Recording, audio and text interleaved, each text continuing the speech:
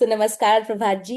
कैसे हैं आप? सबसे पहले तो गपोड़िए के पॉडकास्ट का दूसरा सीजन है ये, और हम आपका हार्दिक स्वागत करते हैं। गपोड़िए पिछले कई वर्षों से साहित्य, भाषा, शिक्षा, रंगमंच और समाज से जुड़े हुए संवादों का एक ऐसा मंच रहा है जहां पर हम कहानियां सिर्फ सुनाते ही नहीं हैं, बल्कि उसके माध्यम से हम अपने समय के समाज और स्वयं को समझने की का भी एक प्रयास करते हैं।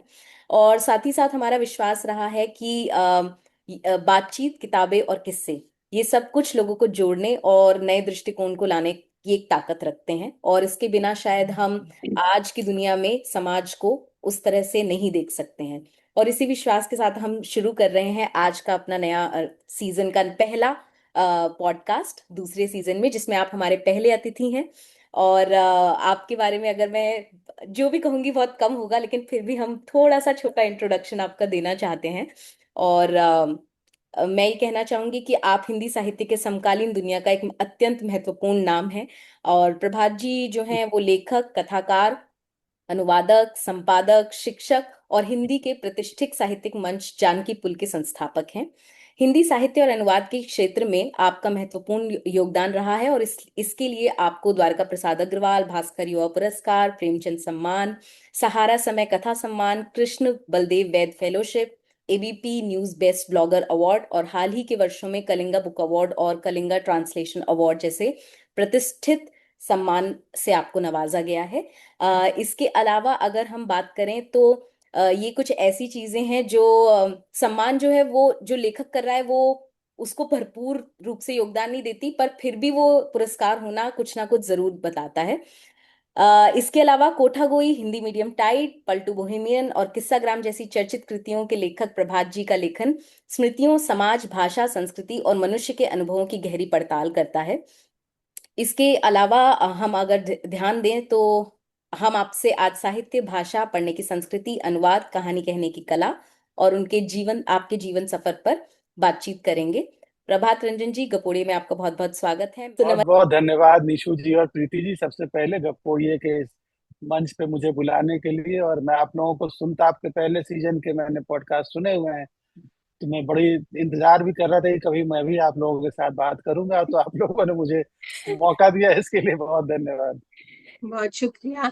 तो इसी के साथ हम अपनी बातचीत शुरू करते हैं। तो सबसे जी। पहले हम आपके बचपन और शुरुआती जीवन के बारे में कुछ चीजें जानना चाहेंगे। सीतामढ़ी से के गांव से दिल्ली विश्वविद्यालय तक आपकी यात्रा कैसी रही? आप अगर उसके बारे में हमें थोड़ा बता पाए। मैं देखिए, मैं तो 12वीं जो, तो इंटर कहते थे उस समय, इंटर पास करके मैं दिल्ली आ गया, दिल्ली विश्वविद्यालय में पढ़ने आ गया। एक हिंदू कॉलेज नाम का एक कॉलेज है, वहाँ आने रह गया। लेकिन जो मेरी अपनी अपब्रिंगिंग है और जो मेरे गांव का जीवन है, जो मैं जीवन छोड़ आया था, सीतामढ़ी का जीवन, वो मुझे, मतलब मैं लेखन में मैं उसी दुनिया को बार बार रचता हूँ, बार बार उसी दुनिया को याद करता हूँ, बार बार वहीं की कहानियां मेरे अंदर आती हैं।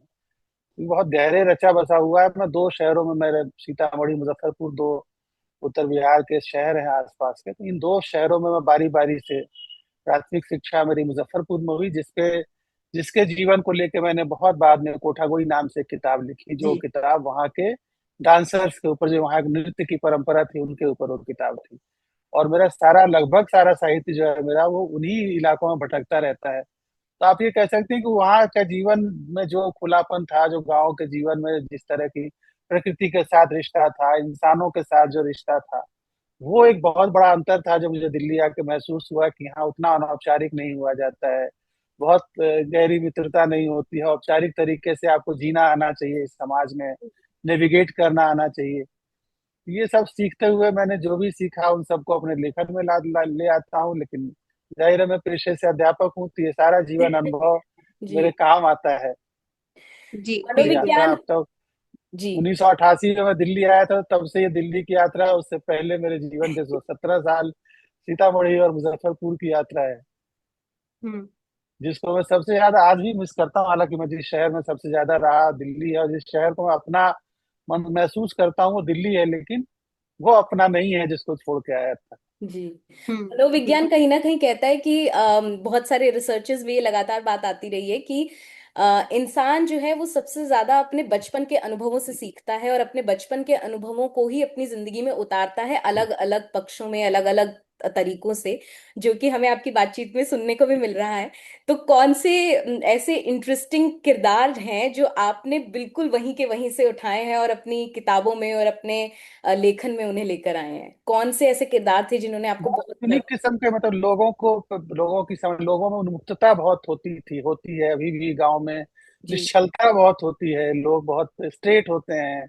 ऐसे बहुत सारे किरदार आए, जैसे मान लीजिए कोई किसी एक व्यक्ति को मैंने नाम लिखना सिखाया, उसको मुझे लगा कि इसको, निरक्षर व्यक्ति था, उसको मैंने उसका जो नाम था उसको कहा सिग्नेचर करना है तो सीख लो, कम से कम बैंक में अकाउंट खुलेगा तो असाइन कर पाओगे। जी। और उसको मैं रोज कई कई घंटे बैठ के कागज पे नाम लिखना सिखाता था। उसका नाम मकेसर शाह था, मैं उसको मकेसर शाह लिखना सिखाता था। हमारे यहाँ काम करते थे वो, करते हमारे मैनेजर थे हमारे, जो खेती वगैरह के थे। सीखते सीखते उस आदमी ने, मैंने फिर वो, मुझे पता चला गांव से मुझे शिकायत आने लगी, क्योंकि वो हाथ में जो भी कुछ लेके लिखने की कोई चीज लेके चलता था, मान लीजिए कोयला है हाथ में, तो सारे गांव की सारी दीवारों पर उसने अपना नाम लिख दिया। उसको नाम लिखना सीखना ही उसके जीवन में इतनी बड़ी क्रांति थी। उसको लगता था मैं लिख सकता हूँ, और कोई ऐसी जगह, कोई पेड़ नहीं, कोई पौधा नहीं, किसी का घर नहीं, किसी की दीवार नहीं, कोई ऐसी जगह खाली नहीं थी जहां उसने अपना नाम न लिखा हो। पूरा गांव परेशान हो गया कि ये क्या इसको सिखा दिया आपने। इस प्रभात जी तरह ने एक के नई क्रांति ला दी। शिक्षा, साक्षरता इस शिक्षा क्रांति लाती है। साक्षरता कैसे क्रांति लाती है तो मैंने अपने अनुभव से देखा हुआ है। और वो आदमी सारे मेरे घर में अखबार जो किताब में उठाऊं उसी को उसका नाम लिखा हो।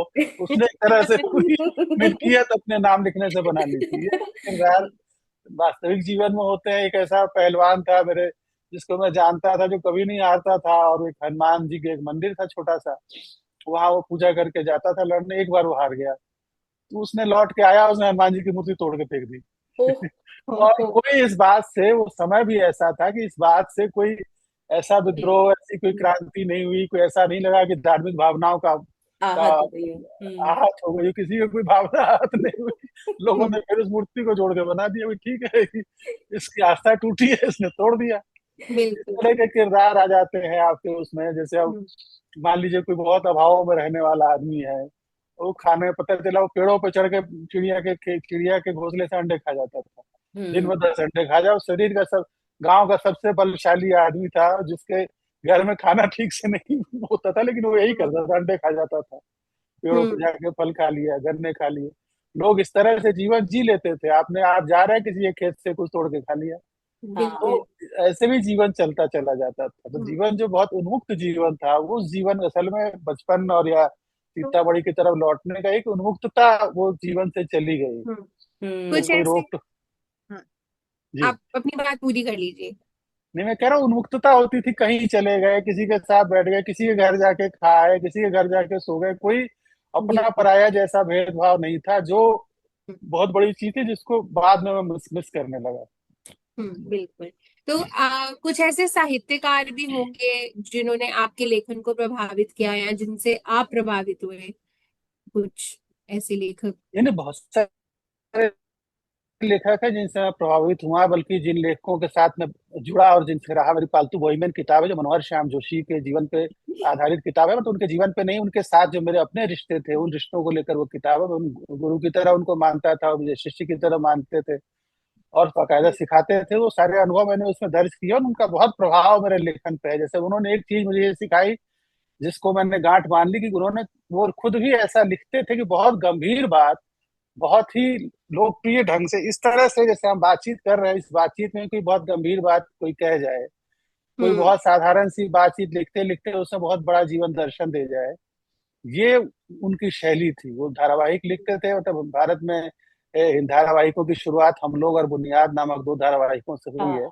जिनके हम्म। वो लेखक थे। और उसके लेखक के रूप में उनकी प्रतिष्ठा थी गांव गांव में। मैं गांव में उनका नाम जानता था, सब जानते थे, क्योंकि आता था क्रेडिट मनोहर श्याम जोशी द्वारा लिखित धारावाहिक हम लोग। ऐसे, हम्म। और दूरदर्शन एकमात्र माध्यम था, तो दूरदर्शन की जो ताकत थी आप समझ सकती हैं। गांव में लोग बिल्कुल। लैंप चला के और बैटरी से देखते थे टीवी। हम्म। ये उनसे सीखा। और ऐसे तो किताबों से हम बहुत लोगों से सीखते हैं। यही चीज गैब्रियल गार्सिया मार्केज के लेखन में मुझे दिखा, कि वो बहुत एक ऐसे लेखक हैं जो बहुत गंभीर लिखते हैं, लेकिन बहुत लोकप्रिय शैली है, बहुत पठनीय शैली में लिखते हैं। तो ऐसा नहीं है कि ज्ञान की बात सिर्फ लोकप्रिय, सिर्फ गंभीर भाषा में दी जा सकती है, उस बात को बहुत लोकप्रिय ढंग से भी कहा, बहुत आम फहम भाषा में भी कहा जा सकता है। बिल्कुल। ये इन दो लेखकों से मैंने सीखा, जोशी जी के साथ रहकर और उनको पढ़कर, और गब्रिएल गार्सिया मार्केज को पढ़ के। हम्म। लेकिन ये है कि बहुत सारे जितने लेखकों को, कि एक या दो लेखक तो हमारा प्रिय होता नहीं है, हर दौर में कोई अलग लेखक होता जी। है, जीवन की किसी मनोदशा में होते हैं तो हम अलग तरह की किताब पढ़ते हैं। जब हम्म। मैंने याज्ञसेनी या द्रौपदी नाम से प्रकाशित है, प्रतिभा राय उड़िया की लेखक है, उनकी जी। किताब जो द्रौपदी के जीवन पे है, हम्म। अद्भुत किताब है। जब उसको पढ़ा मैं उसके चमत्कृत रह गया कि वो कुछ नहीं, वो पत्र है उनके, कृष्ण के नाम वो पत्र लिख रही हैं द्रौपदी। कृष्ण बिल्कुल। उनके सखा थे, इतिहास की कथा से हम जानते हैं, और वो उन पत्रों में जो अपना जीवन उसने लिखा है कि मैं उससे प्रेम करती थी, मैं उससे शादी करना चाहती थी, मैं उससे हो गई। तो लगता है क्या जीवन होता है स्त्री का वो। हम्म। तो हर समय में, अलग अलग समय में आप कोई रचना पढ़ते हैं, आप बहुत प्रभावित हो जाते हैं। निर्मल बिल्कुल। वर्मा मेरे सबसे प्रभावित करने वाले लेखक मुझे थे, लेकिन वो उनकी तरह कभी नहीं लिख पाया, क्योंकि वो, उनके भाषा, उनके शब्द ऐसे आते थे जैसे कोई सन्यासी, कोई साधु अचानक से उसको कोई इल्हाम होता हो, ऐसे शब्द उनके, हम्म। ऐसे वाक्य उनके रचनाओं में आते हैं जो लगता ही नहीं है कि कोई व्यक्ति लिख सकता है। हम्म। बिल्कुल। जी। अब इसके साथ ही जब मैं ये भी जानना चाहूंगी, आपने कहा कि इतने सारे किरदार हैं, ये लेखक हैं जिन्होंने, और उनकी लेखनी ने आपको लगातार प्रभावित किया है, और आप लगातार लेखन में बने रहते हैं। किसी ना किसी समय कुछ ना कुछ आपका काम जो है ट्रेंड करता ही रहता है। तो ऐसे में जो नए लोग अब पढ़ रहे हैं आपको, उनकी उनके साथ आपकी कोई बातचीत या उनकी कोई प्रतिक्रिया जो आपकी लेखनी पर, या उनके बारे में आपकी कोई राय जो है उनके पढ़ने के बारे में, उसके विषय में अगर आप कुछ बताना चाहें अभी। नहीं नहीं, आजकल देखिए एक चीज तो है, जरूर है, जो दिखता भी है कि जो बड़ी उम्र के युवा हैं, जो कॉलेजों में आते हैं या कॉलेज के बाद जब करियर में आ जाते हैं, उस उस पीढ़ी के युवाओं में पढ़ना बहुत बढ़ा है, वो बहुत पढ़ते हैं और लिखने लगे हैं। अब पहले जो हिंदी के लेखक होते थे वो ज्यादातर हिंदी के बैकग्राउंड के होते थे, यानी उन्होंने ग्रेजुएशन तक की पढ़ाई हिंदी ऑनर्स में या हिंदी माध्यम से की होती थी, वैसे ही लेखक मैक्सिमम थे, ज्यादातर, जी। सारे नहीं तो ज्यादातर। लेकिन अब बहुत सारे ऐसे लेखक आ रहे हैं जो, जिनका बैकग्राउंड हिंदी नहीं है, जिन्होंने हिंदी बाद में सीखा है, बाद में देखा है, तो ऐसे लेखक आ रहे हैं जो मुझे बहुत अच्छा लगता है। ये अच्छा लगता है कि हिंदी की दुनिया का विस्तार हो रहा है, हिंदी में एक सचमुच में हिंदी में अलग अलग क्षेत्रों के लोग लिख रहे हैं, अलग अलग बिल्कुल। भाषाओं, अलग अलग पृष्ठभूमियों के लोग लिख रहे हैं। पहले हिंदी के सारे लेखकों को एक छवि थी कि गरीब होता था, उसके प्रेमचंद के फटे जूते, या इस तरह के हमने लेखकों की एक छवि बना ली थी कि वो बड़ा गरीब होगा। इसीलिए जी। मैं जब शुरू में लिखने लिखने लगता था, मेरे माता पिता बहुत परेशान हो गए थे कि ये मतलब क्या करेगा अगर ये लिखेगा तो हम्म। कुछ तो होता नहीं, सारे लेखक तो गरीब होते हैं। अब वो हम्म। छवि कम से कम टूट गई है। लेकिन जो आपने पढ़ने की बात की थी, तो मैं लिखने की बात बताने लगा, जो क्योंकि मैं जानकीपुर नाम का की पत्रिका जी। चलाता हूँ, जिसके कारण मेरा संपर्क युवा पते। लेखकों से ज्यादा होता है। लेकिन जी। जो एक चीज मुझे बहुत स्ट्राइक करती है सारे युवा लेखकों में, हम लोगों ने जो पढ़ाई की थी, हम एक परंपरा को, हिंदी की एक परंपरा से निकले हुए लोग हैं, हमने एक परंपरा को समझा था। अब सिर्फ प्रेमचंद को बड़ा लेखक नहीं मानते, उस पूरी परंपरा एक परंपरा की जी। शुरुआत थी, जिसमें आगे बहुत सारे लेखक होते गए, निर्मल वर्मा होते गए, कमलेश्वर होते गए, मोहन राकेश, तब असंख्य नाम, मनु भंडारी होती गई, मृदुला गर्ग होते गए। अब जो लेखक हैं वो बहुत कट टू कट हैं, अब जो युवा हैं वो बहुत समकालीन रचनाओं को पढ़ते हैं, और उनको इतिहास का, बिल्कुल इतिहास का बोध जी। नहीं है। हम्म। जी। साहित्य एक परंपरा का नाम है, साहित्य का एक अपना इतिहास बोध है। ये कमी मुझे खटकती है बहुत सारे। मैं ये नहीं कह रहा हूँ कि सारे युवा ऐसे होते होंगे, लेकिन ऐसे लोग मुझे बहुत दिखते हैं, जी। जो अचानक से किसी नए लेखक का दुनिया भर की नई से नई चीजों का नाम बता देंगे। लेकिन आप उनसे कहिए गब्रिएल गार्सिया मार्केज 20वीं शताब्दी के शायद सबसे बड़े लेखक थे, तो आपको ध्यान से देखने लगेंगे कि ये किसकी बात कर रहा है। कहने का मतलब ये है बिल्कुल। कि वो वही पढ़ते हैं और हम्म। वही लिखते हैं जो ट्रेंड में हो रहा होता है, जो उस समय ट्रेंड कर रहा होता है। मान लीजिए बिल्कुल। गीतांजलि शी को पढ़ने वाले लोग सारे मिल जाएंगे, क्योंकि वो बुकर प्राइज मिला था उनको, या बानू मुश्ताक हम्म। को सब पढ़ लेंगे। लेकिन ये गान जिस परंपरा से गीतांजलि श्री आई है, जो एक स्त्री लेखन की एक परंपरा रही है हिंदी में, हो हम्म। सकता है उसकी वो सर्वश्रेष्ठ लेखिका ना हो, हम्म। ये हम्म। ज्ञान नहीं होता। आप ये मान लेते हैं कि ये चूंकि सबसे ज्यादा लाइक्स आ रहे हैं मेरी कहानियों पे, तो मैं सबसे बड़ा लेखक हूँ, और जो बिल्कुल। जिसके नाम सब ले रहे हैं हो सकता है वो सबसे बड़ा लेखक है। लेकिन ऐसा होता नहीं है। हम्म। ये एक दिखती है और जल्दबाजी, और दूसरा है कि अपने आप को लेके बहुत ज्यादा जी। हम्म। आत्म केंद्रिकता बहुत बढ़ी है जो अभी थोड़ी देर पहले हम लोग बात भी कर रहे थे। जी बिल्कुल।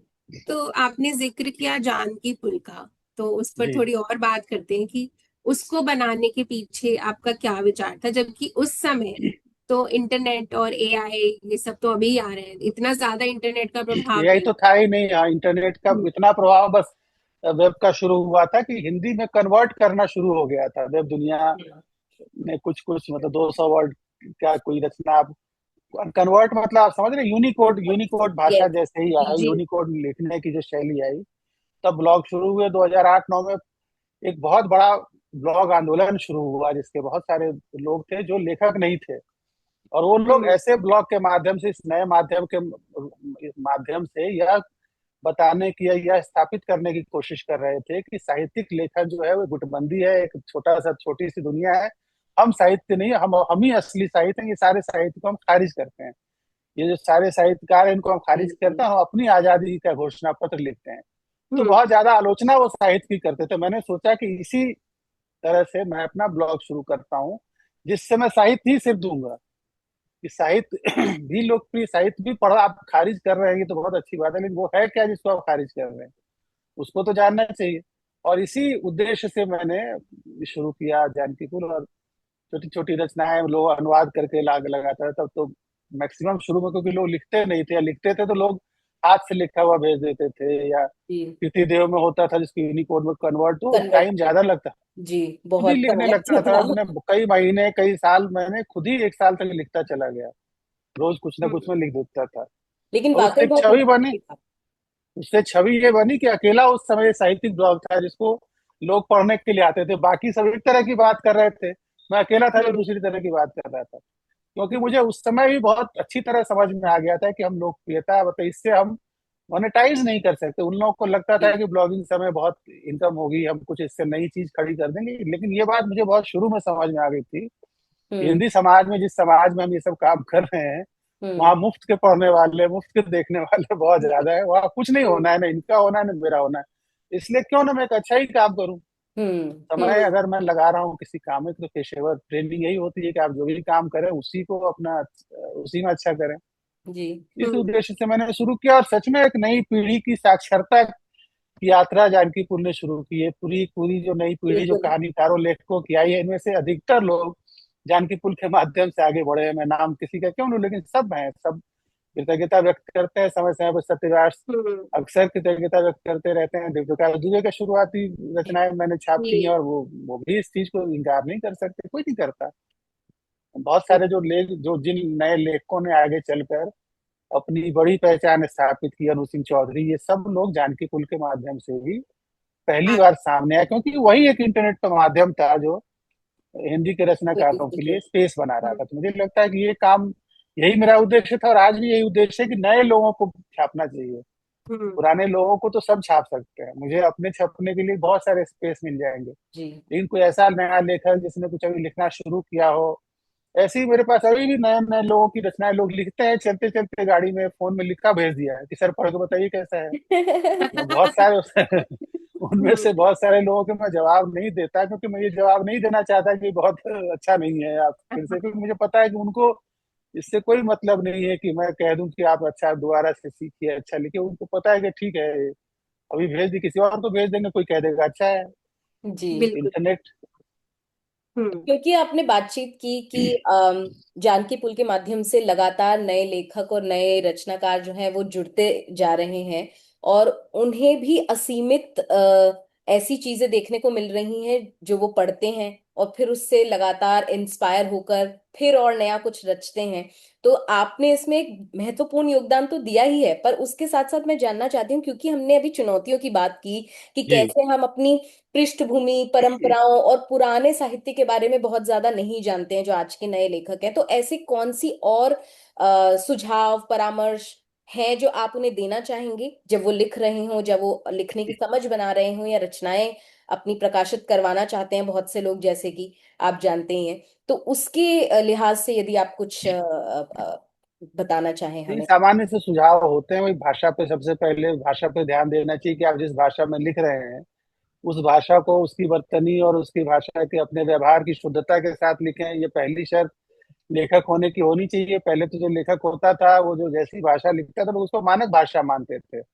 आप यकीन नहीं पड़ेंगे, हम लोग जब बचपन में अखबार, हिंदी अखबार पढ़ते थे, जी। उसकी भाषा में अगर कोई त्रुटि आ जाए ना, एक शब्द का में स्पेलिंग मिस्टेक हो जाए तो बहुत बड़ी बात मानी जाती थी। जी। और अमिताभ अमिताभ बच्चन अमिताभ बच्चन ने कहा है कि जब वो बचपन में थे तो उनको कहा था कि रोज एक पन्ने अखबार पढ़ो, उससे तुम आकाशवाणी में तुमको नौकरी मिल जाएगी। मतलब रोज अखबार के एक पन्ने को पढ़ने की प्रैक्टिस करो। इतना शुद्ध, इतना मानक होता था अखबार। आज अखबारों में त्रुटियां ही त्रुटियां, लोग उसकी परवाह भी नहीं करते, लोग गलत शब्दों का इस्तेमाल करते हैं, गलत भाषा का इस्तेमाल करते हैं। जी। और आप उनको कहिए कि भाषा थोड़ी ठीक कर लो तो वो उसको नहीं ध्यान देते, वो कहते हैं भाषा तो ऐसे ही होती है। हिंदी हम्म। भाषा के साथ ही ऐसा है, अब अंग्रेजी भाषा का खराब से खराब लेखक भी हम्म। भाषा शुद्ध लिखता है। जी। हिंदी को शायद मातृभाषा और लोगों को लगता है कि हमें आती है, हम्म। जबकि ऐसा नहीं, भाषा आने से ही आती है, भाषा सीखने से ही आती है। मैं भी हिंदी भाषी परिवार में पैदा हुआ। आप लोगों का पता नहीं, लेकिन हिंदी भाषी समाज से आया हूं। लेकिन इसका मतलब ये नहीं कि मैंने भाषा बिना सीखे ही लिखना या बोलना या पढ़ना सीख लिया। हम्म। भाषा का मानक रूप क्या, सबसे पहले भाषा सीखनी चाहिए, उन लेखकों को पढ़ना चाहिए जिन्होंने अच्छी भाषा लिखी है, और उस परंपरा का ज्ञान होना चाहिए जिस परंपरा में आप लिख रहे हैं। क्योंकि उससे आपके अंदर एक विजन पैदा होता है कि आप आखिर लिखते क्यों हैं। बिल्कुल। लिखने का एक उद्देश्य होना चाहिए ना। पहले के लेखक, बहुत सारे लेखक होते तो मरणोत्तर कीर्ति कहते थे उसको, कि मरने के बाद मेरा नाम हो। जी। बहुत सारे लेखक ऐसे दुनिया में जी। हुए हैं जिनका मरने के बाद इतना बड़ा नाम हुआ। फ्रेंच काफ्का, वो मर जी। गए, उसके बाद उनका साहित्य प्रकाशित होना शुरू किया, और दुनिया के महानतम लेखकों में एक आज भी माने जाते हैं। जॉन एलिया अभी हाल के उदाहरण में है। जी। जीते जी लगातार। ऐसा नहीं कि उनको लोग नहीं जानते थे, लेकिन मरने के बाद उनको जैसी ख्याति मिली, अगर उनको पता होता तो शायद कुछ दिन और जिंदा रह जाते। तो बिल्कुल। ये जो था, ये धैर्य की बात, मैं इसलिए कह रहा हूं, धैर्य हम्म। होना चाहिए। आप हम्म। बहुत साल तक हो सकता है न प्रकाशित हो पाए, बहुत, लेकिन उस धैर्य से जो चीज आप सामने लेकर आएंगे वो शायद बहुत हम्म। बड़ी चीज होगी कोई। अभी भी देखिए, सब चीज के बावजूद की लाइक्स बढ़ जाते हैं, हिट्स बढ़ जाते हैं, इन सब चीजों के बावजूद अच्छी रचना की अलग ही कद्र होती है। बिल्कुल। लोकप्रिय रचना एक अलग चीज होती है, लेकिन जो अच्छी कृतियां होती हैं उनकी कद्र, उनको अभी भी वही पाठक किसी एक कृति को कहते हैं ये बहुत अच्छा है, ये बहुत अच्छी किताब है। तो इतिहास की थाली मान लीजिए, अनिमेष मुखर्जी की किताब आई है, ठाकुर बाड़ी नाम से उनकी हाँ किताब जी। आई है, जो हाँ जी। टैगोर परिवार पे है। हम्म। सब उसको एक स्वर में सब कह रहे हैं अच्छी किताब है, क्योंकि बहुत अनूठे विषय पर बहुत अनूठी शैली में लिखी गई किताब है। हम्म। मतलब एक उदाहरण दे रहा हूँ, ऐसी बहुत कम किताबें आ रही हैं, पहले बहुत आती थी। तो ये धैर्य तो सबसे पहले होना चाहिए जो मैं कहूंगा। दूसरी पहली बात मैंने कही कि भाषा पर पकड़ बनानी चाहिए, आपको अपनी भाषा डेवलप करनी चाहिए। जी। चैट हम्म। जीपीटी ने और एआई ने क्या किया है, सबकी भाषा को एक जैसा बना दिया है। सही कह बिल्कुल। रहे हम भाषा पढ़ के, मान लीजिए रेणु की भाषा, कौन सी कहानी फणीश्वरनाथ रेणु ने लिखी है, कौन सी कहानी मोहन राकेश ने लिखी है, कौन सी कहानी कमलेश्वर ने लिखी है, और कौन सी कहानी निर्मल वर्मा ने लिखी है, ये हम भाषा नाम हटा के देख के, भाषा देख के हम पहचान सकते हैं। हम्म। क्योंकि इन लेखकों ने अपनी भाषा विकसित विकसित की, हम्म। अपनी शैली विकसित की। तो हम्म। सबसे जरूरी अपना सिग्नेचर विकसित करना होता है। तो सिग्नेचर सिर्फ किताबों पे हस्ताक्षर करने से, सप्रेम भेंट प्रभात हम्म। रंजन लिखने से नहीं होता। वो सिग्नेचर आपके लेखन में दिखता है। आपके लेखन, जैसे मान लीजिए मैंने हम्म। एक सिग्नेचर किस्सा गोई डेवलप की, क्योंकि मैंने बचपन में वही सीखा था। हम गांव में रहते थे, पता चला महीनों बाढ़ में फंसे हुए हैं। बारिश हो रही है, 10-10 दिन, 20-20 दिन बारिश नहीं रुक रही, तो हम बैठ के क्या करें, किससे हम्म। सुनते थे, किससे सुनाते थे लोग। वो एक हम्म। किस्सा गोई की शैली की, समय काटने के लिए लोग किससे सुना रहे हैं। जी। वो किस्सा गोई की शैली मेरे अंदर आई है। मेरे जैसे बहुत लोगों ने जिन्होंने किस्से सुने होंगे, उनके अंदर ये शैली आई। एक न एक शैली, अपना एक, अपनी एक पहचान, अपना एक, वो है ना कि फिराक साहब का एक शेर है कि 1000 बार जमाना इधर से गुजरा है, नहीं नहीं सी है कुछ तेरी रह गुजर फिर भी। कि लाखों लोग एक समय में लिख रहे होते हैं, लेकिन कोई एक आदमी, दो आदमी ऐसा होता है जिसका सिग्नेचर विकसित होता है। तो हमेशा हम्म। उसके बारे में सोचना चाहिए। 3-4 चीजें हैं जो जरूर सोचना चाहिए हर नए लेखक को, और ये अगर सीख लिया तो इसके बाद तो रास्ते बहुत आसान हो जाते हैं। तो जी। जैसे अभी सब चीजें बहुत तात्कालिक, हर किसी को चाहिए लाइक्स और जी। फॉलो जी। और ये सब सोशल मीडिया के होने से हो रहा है ना, जी। ऐसा हम मान सकते हैं। तो आपको ऐसा क्या लगता है कि इन इस सारे माहौल के बावजूद एक गहन साहित्यिक विमर्श की जो संभावनाएं पहले हुआ करती थी, क्या वो आपको लगता है अभी भी बची हैं, या उनमें कुछ कमी आती जा रही है? नहीं, ये तो मैं नहीं मानूंगा कि पहले से पहले ज्यादा थी। अब तो देखिए, पहले क्या था कि माध्यम नहीं थे। हम्म। हम्म। पहले जो विमर्श होते थे वो कुछ लोगों के विमर्श होते थे, कुछ लोग कहीं बैठ के एक सेमिनार में मान लीजिए 100 लोग आ गए, 200 लोग आ गए, 1000 लोग ही आ गए, विमर्श हम्म। उतने में ही सिमट जाता था। अब हम्म। बहुत सारे विमर्श, बहुत सारी बहसें, बहुत सारे आ- आयोजन होते हैं, जो भले वहां 25 लोग आए हों लेकिन उसको इंटरनेट के माध्यम से, सोशल मीडिया के माध्यम से हजारों लोग देख लेते हैं और सैकड़ों लोग उससे बात कर लेते हैं। ये हम्म। तो दायरा बढ़ा है, विमर्श का दायरा बढ़ा है, पहले से बहुत ज्यादा बढ़ा है। अब कोई मेरे गांव में बैठा हुआ आदमी भी मुझे उतनी सहजता से पढ़ सकता है, सुन सकता है, देख सकता है, जो हम्म। दिल्ली में बैठा आदमी भी देख सकता है। मतलब स्थानीयता की जो सीमाएं हैं वो खत्म हो गई हैं। अब एक हम्म। असीम संसार हमारे सामने है, लेकिन यही है कि उस असीम संसार का हम करें क्या।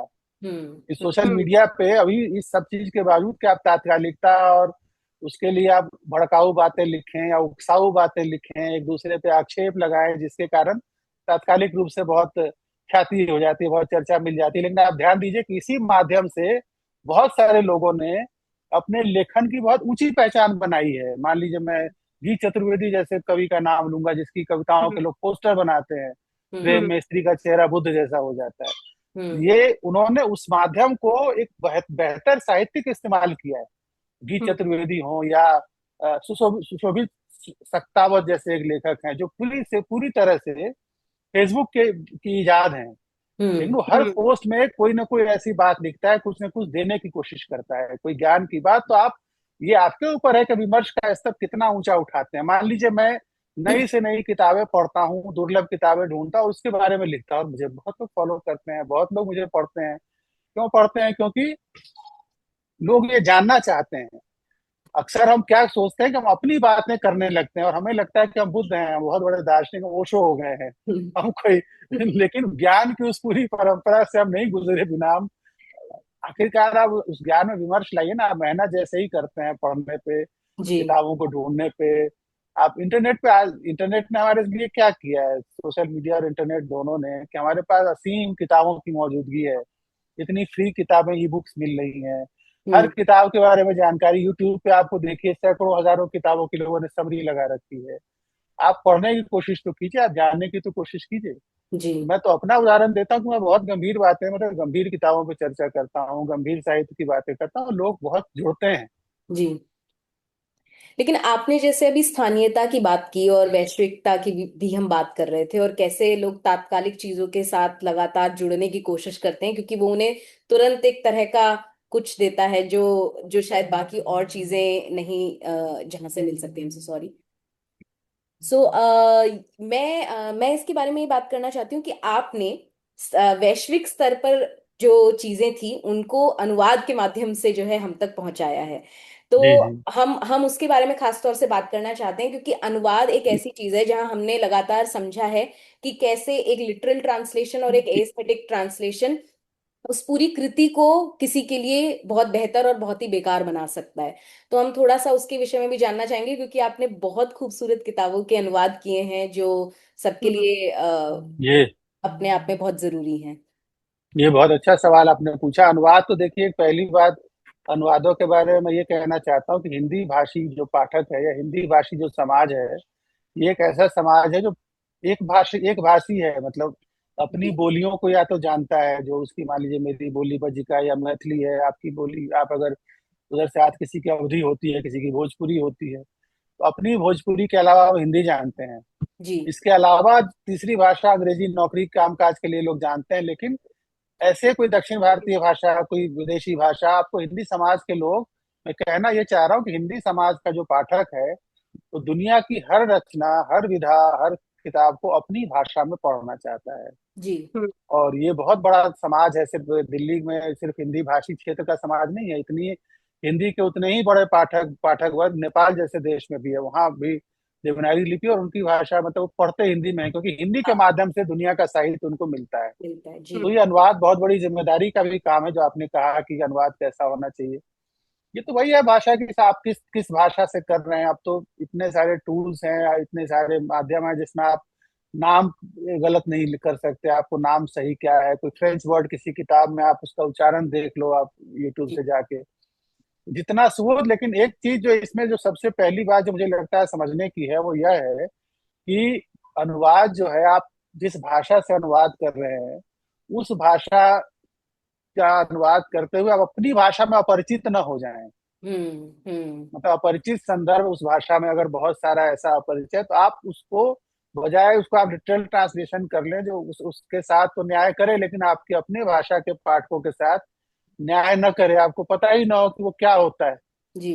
जब मैं स्कूल में, जब मैंने दिल्ली नहीं आया था, तो सॉसेज और सलामी, मैं निर्मल वर्मा की कहानियों में पढ़ता था कि उसने सॉसेज खा लिया, उसने सलामी खा ली, मुझे पता ही नहीं था कि होता क्या है। जी, तो मैं बिल्कुल। बहुत अटकल, बहुत दिमाग लगाता था, मैं सोचता था सॉसेज शायद समोसे को कहते होंगे।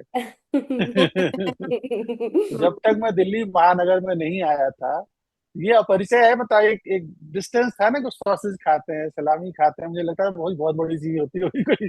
सॉसेज जो विदेशों में खाया जाता होगा।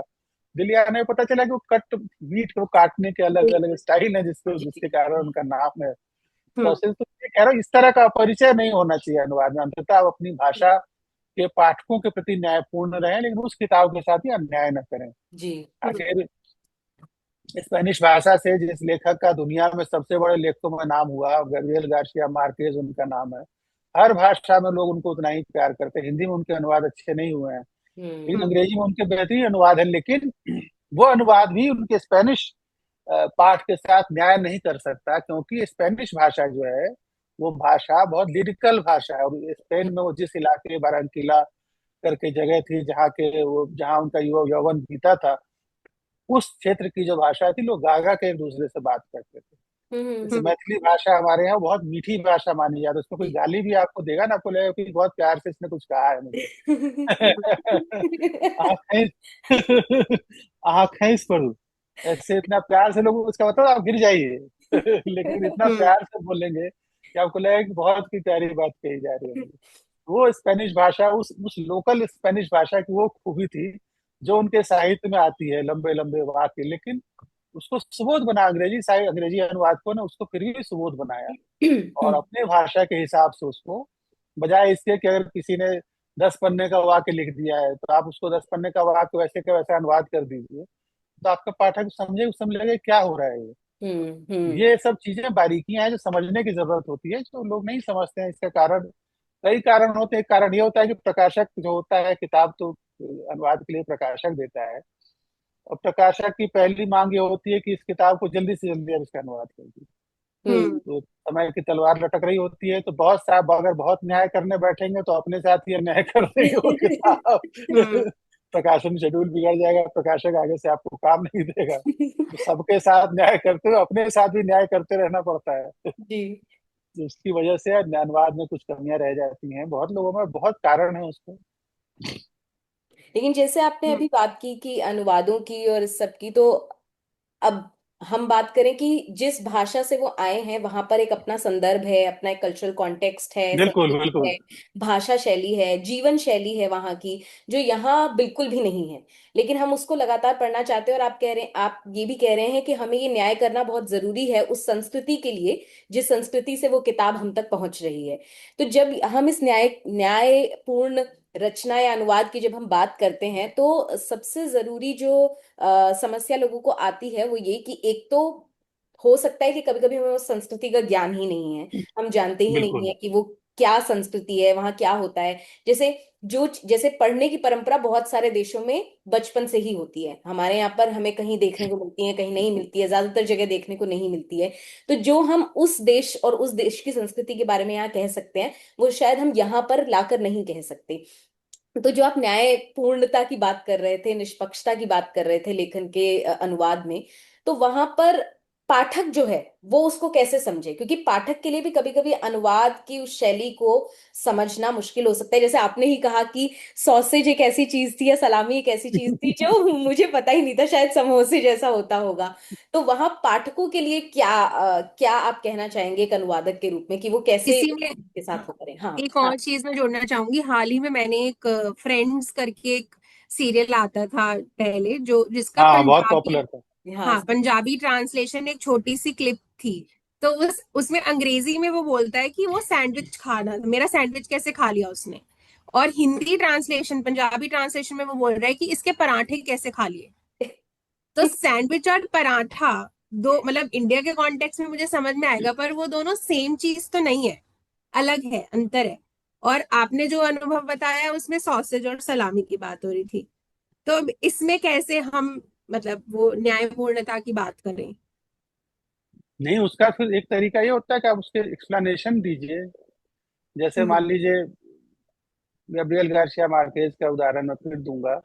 उनके सारे साहित्य में लैटिन अमेरिकन देश जो है, गृह युद्ध बहुत हुए हैं, सिविल वॉर बहुत हुए हैं। खुद वो जिस देश कोलंबिया के रहने वाले थे, जब वहाँ वो कॉलेज में पढ़ाई कर रहे थे, वहाँ गृह युद्ध छिड़ गया और लाखों लोग मारे गए। तो उनके सारे उपन्यासों में, कहानियों में अक्सर गृह युद्ध का संदर्भ, बिना संदर्भ के भी संदर्भ आ जाता है कि ऐसा हो रहा था। तो हम्म हम्म। ये तो अनुवादक को भी सोचना चाहिए कि ऐसा हो रहा था। और दूसरी बात है कि पाठक ऐसे कोई वो नहीं होते हैं, कोई बुद्धू नहीं होते हैं। पाठक भी आखिर जब पढ़ रहा होता है, किसी रूसी साहित्य को पढ़ रहा होता है, तो वो इसलिए भी पढ़ रहा होता है कि रूसी जीवन के बारे में कुछ पता चले।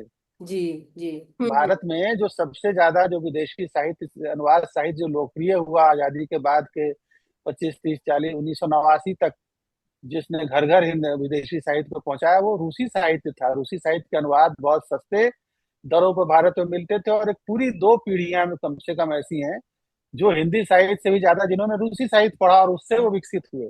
जी वो संदर्भ, हम्म। अनुवाद बहुत अच्छे, लेकिन संदर्भ समझ में आ जाना चाहिए कि ये बात अगर मान लीजिए मॉस्को की हो रही है, तो बात दिल्ली की न लगने लगे ना। मतलब सैंडविच और पराठे, टेलीविजन देखिए, वो बोलने का माध्यम है, वो थोड़ा हो सकता है टेलीविजन में उस तरह से कर दिया गया होगा कि इससे चलो अच्छा हो गया, हम्म। अपना लोकल बना दिया उसको पराठे। हालांकि हाँ। सैंडविच भी उतना ही लोकल है भारत में, हो गया। हम सब सैंडविच खाते हैं जल्दबाजी में, उससे अच्छा क्या हो सकता है। हम्म। तो ये तो कोई बड़ा फर्क नहीं था। लेकिन यह है कि ऊपर से फूल बहुत सारे भारत में नहीं होते हैं। कोई हम्म लिखे कि ट्यूलिप के फूल मैं देखना चाहता हूँ, अगर कोई भारतीय, कोई बिहार का कवि कविता लिखे कि मैंने, मेरी एक आकांक्षा है कि मेरे सिरहाने में ट्यूलिप का फूल रख देना, पहले वो लाएगा कहाँ से? तो फूल होते हैं, मौसम होती है, खान हम्म। पान होता है, बहुत से दुकान होते हैं, कन्वीनियंस स्टोर कहते हैं हम, जिसको हम हम्म। डिपार्टमेंटल स्टोर या मॉल्स में कहते हैं। तो ये छोटी छोटी चीजें भी होती हैं। बड़ी चीजों का ध्यान तो सब रख लेते हैं, ये छोटी छोटी चीजें भी होती हैं जो हमारे यहाँ व्यवहार में ही नहीं होती हैं। जी जी हम ये हम्म। कल्पना नहीं कर सकते, कोई तो चलता हुआ जाएगा, अचानक किसी कन्वीनियंस स्टोर में घुसेगा, बियर निकाल, बियर वहां से खरीद के आ जाएगा। यहाँ तो ठेके बने हो, तो यहाँ उस शराब बेचने का या बियर हम्म। बेचने का तरीका ही अलग है। हम्म। मांसाहार का तरीका ही हमारे यहाँ अलग है। मंगलवार को सारी दुकानें बंद हो जाती है, मीट बिल्कुल। बेचने वाले ही बंद कर लेते हैं। तो हम्म।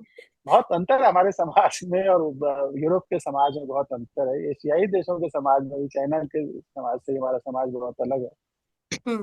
पर तो अपने ये अपने फर्क है। कितनी कोई सांस्कृतिक सांस्कृतिक जो अंतर है, वो तो जरूर आना, क्योंकि पाठक भी उस सांस्कृतिक अंतर को पढ़, अगर वो जर्मनी की कहानियां पढ़ रहा है या टर्किश उपन्यास पढ़ रहा है, तो कोशिश को सोचेगा ना कि इस्तांबुल में अगर कहानी है तो वहाँ का कुछ माहौल नजर आए, क्या होता है। आखिर हम लोगों ने, मेरे जैसे लोगों ने, दुनिया के बहुत सारे देशों के बहुत सारे शहरों के बारे में अपनी धारणा वहाँ के साहित्य को ही पढ़ के तो बनाई है। जी बिल्कुल।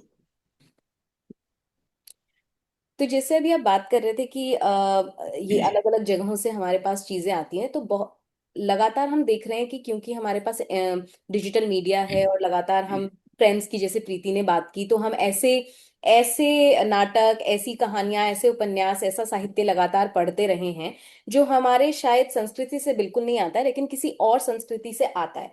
पर फिर भी जैसे अभी आपने बात कही कि खास तरह का खान पान जो है हम मंगलवार को, शनिवार को, बृहस्पतिवार को नहीं खा रहे हैं। ये सब पढ़ने के बावजूद भी, और ये कहा जाता है कि हम जब रचनाएं पढ़ते हैं, जब किताबें पढ़ते हैं, जब साहित्य पढ़ते हैं, तो लगातार हमारा जो सोचने समझने का तरीका है उसमें एक विस्तार आता है। तो बिल्कुल। ये अपने आप में एक दुविधा भरी जगह नहीं हो जाती है भारत में, खासतौर से हम कहें कि हम लगातार इतना ओपननेस के साथ चीजों को एक्सेप्ट भी कर रहे हैं, पढ़ रहे हैं, और फिर लगातार हम एक ऐसी दुनिया भी देख रहे हैं जहां पर हमें दिखता है कि बहुत जरूरत से ज्यादा एक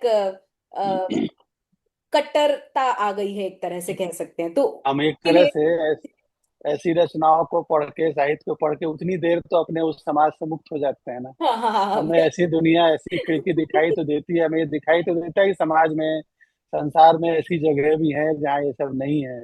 जहाँ इतना खुलापन है, जहाँ लोग एक दूसरे को जीवन में घुस के परेशान नहीं करते, जहाँ दो लोग साथ घूम रहे होते हैं तो लोग पकड़ के यही पूछते हैं कि तुम दोनों हो कौन आपस में। तो पता चला ऐसी घटनाएं भी हुई है कि पिता पुत्री घूम रहे हैं, उसे पिता पुत्री को ही पकड़ लिया कि यार तो कौन हो तुम दोनों बताओ।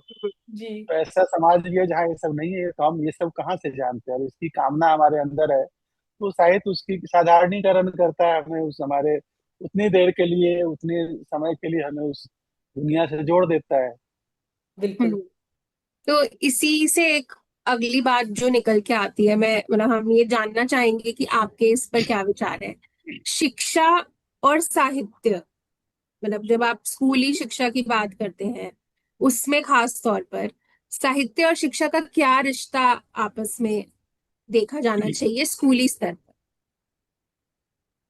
स्कूली स्तर पे क्या देखा जाना चाहिए, मतलब मैं जो पढ़ता था जिन कहानियों को, अभी भी मैक्सिमम वही कहानियां पढ़ाई जा रही है। समाज बहुत आगे जा चुका है, हम्म। हम्म। समाज में के बदलाव को दिखाने वाली कहानियां भी आ चुकी हैं, लेकिन हम अभी भी प्रेमचंद, मैं ये नहीं कह रहा कि प्रेमचंद को नहीं पढ़ना चाहिए, हम्म। हम्म। लेकिन हम स्कूली शिक्षा ही हमें जो है वो सही समझा देती है कि यही तीन चार पांच लेखक हैं जो पढ़ बड़े चुके। लेखक हैं, इसके अलावा सब छोटे हैं। तो हम उससे हम्म। होता क्या है कि बहुत बड़ी पीढ़ी जो साहित्य के नाम पे प्रेमचंद को समझती है, हरिवंश राय बच्चन की कविता समझती है, पंत जी की कविता समझती है, हम्म। भले उस भाषा को समझने में उनको मुश्किल आती है। जयशंकर प्रसाद की हम्म। कविता समझती है, हिमाद्री तुंग श्री से प्रबुद्ध शुद्ध भारती, स्वयं प्रभा समुज्ज्वला स्वतंत्रता पुकार।